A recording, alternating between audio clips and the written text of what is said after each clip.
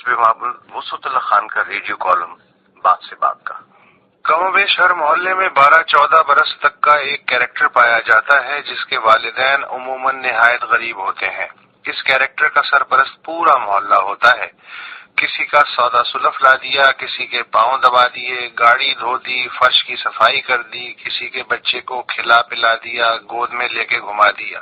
محلے کے چکر کاٹنے والے کسی مشکوک آدمی کو پکڑ لیا، کبھی سبزی والے کے پاس کھڑا ہو گیا تو کبھی نائی کے پاس بیٹھ گیا، سگریٹ چائے پان لا دیا اور پھر حیرت سے منہ کھول کے کچھ لوگوں کی باتیں سننے لگا، کبھی سمجھ کے تو کبھی ناسمجھی میں سر ہلا دیا یا مسکرا دیا۔ اس کیریکٹر کا ماں باپ نے یقیناً کبھی کوئی نام رکھا ہوگا، لیکن اہل محلہ کو اس کا اصل نام جاننے یا پکارنے سے کوئی دلچسپی نہیں ہوتی۔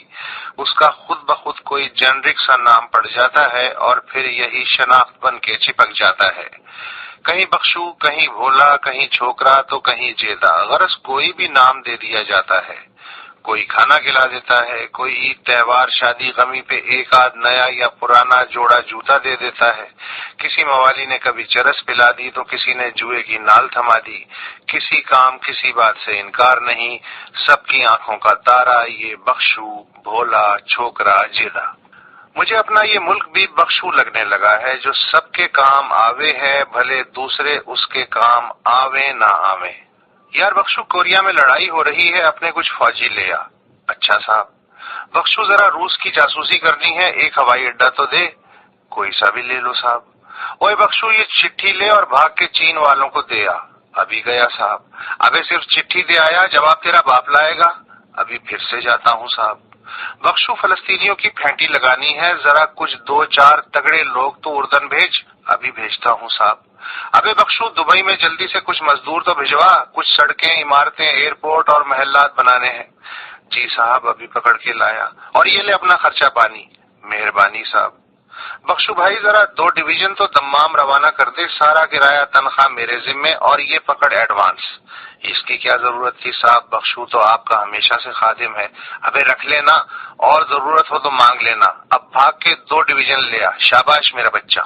میاں بخشو یہ پکڑ بندوق اور افغانستان کو مار کے آ۔ مگر صاحب۔ ابے جانا، یہ لے پیسے، راستے میں ضرورت پڑے گی۔ اب منہ کیا دیکھ رہا ہے، ضمانت کی فکر نہ کر، میں کروا دوں گا۔ ٹھیک ہے صاحب، آپ کے لیے جاتا ہوں۔ بخشو ذرا دھیان سے سن، میں ڈرون اٹیک کرنے والا ہوں، مگر سامنے نہیں آؤں گا، تجھے آگے کر دوں گا، تو اقبال کر لینا، کیا سمجھا؟ جی سمجھ گیا۔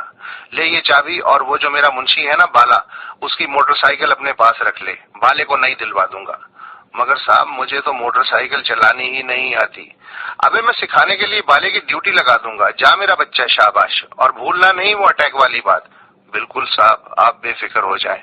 اہلن و سہلن بخشو حاجی، تم تو ہمیں بھول ہی گئے برادر۔ کیوں شرمندہ کرتے ہو صاحب، آپ کو خود آنے کی کیا ضرورت تھی، حکم کرتے بخشو سر کے بل حاضر ہو جاتا۔